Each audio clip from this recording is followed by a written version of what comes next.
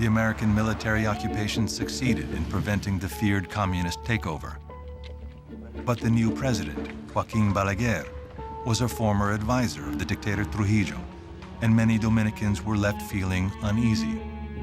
The life of young people in the Dominican Republic was not safe at that time, unless you think like the government. So I was one of those that didn't think like the government. A young Dominican student, Eligio Pena, was among those who decided to flee.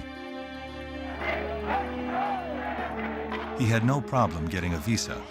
The United States was using immigration as a safety valve to prevent further unrest by getting rid of the opposition. Most Dominicans came to New York.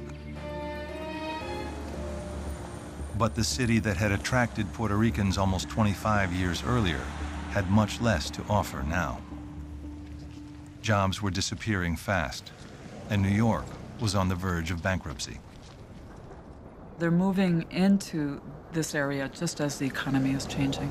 So they have to either find jobs in other non-traditional industries or create opportunities for themselves through entrepreneurship. The 20-year-old Eligio was undeterred. He worked at a Puerto Rican bodega for a year, and then, with the help of an uncle, bought it. There was no outside support. There was no government subsidies. The Dominican community has been very resourceful in coming up with new strategies for pooling capital in a way to be able to build up individual businesses.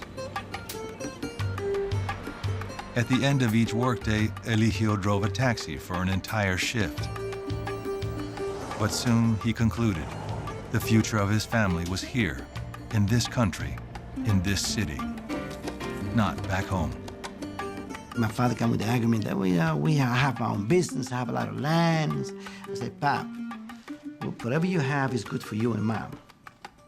But if you divide what you have into 17, we don't get enough to stay in the island. So allow me to bring the other brothers into the United States, because this is the place for young people to start their own business.